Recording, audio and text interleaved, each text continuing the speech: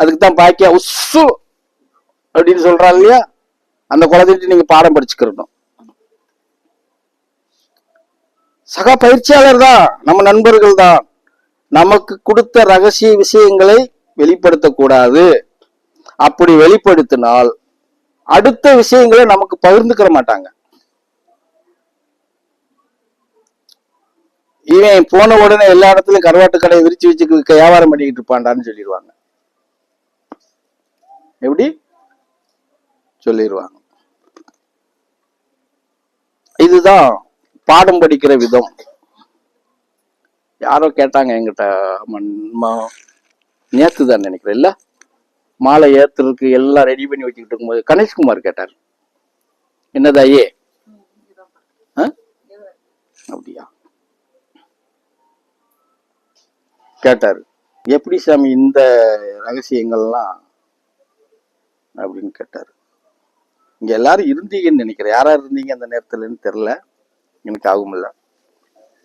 அவருக்கு சொன்ன பதில் என்ன, இருந்தவங்க சொல்லுங்க பாப்போம்.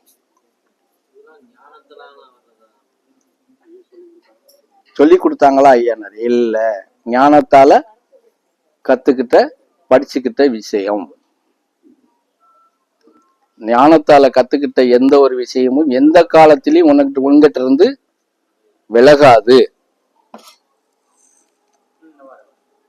புரியுதா? எத்தனை வருஷம் ஆனாலும் அதுக்கான விஷயம் எடுக்கும்போது வெளியே அது வாட்டுக்கு வந்துகிட்டே இருக்கும். அதான் ஞான கல்விக்கும் மத்த புகழார கல்விக்கும் உள்ள வித்தியாசம்.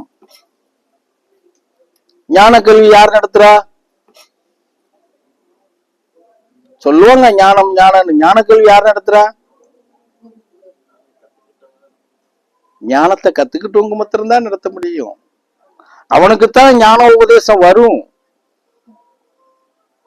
மேலோட்டமா ஞானத்தை பேசிட்டு போறவனுக்கு அந்த ஞான உபதேசமே வராது.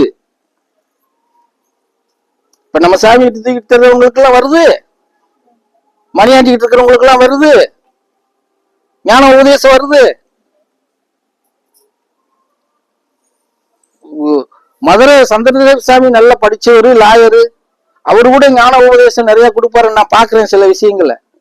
அவரு கூட சாமி நடத்தின நிகழ்வுகள் தான் சொல்றாரு. சாமி இப்படி எல்லாம் பண்ணுனா நன்மை பிறக்குன்னு தான் சொல்றாரு தவிர ஞான உபதேசமா அவரு கொடுக்குறாரான்னு பார்த்தா ரொம்ப கம்மியா இருக்கு. இன்னும் சொல்ல போனா சந்திரசாமி இந்த பரசியோட சீனியர்.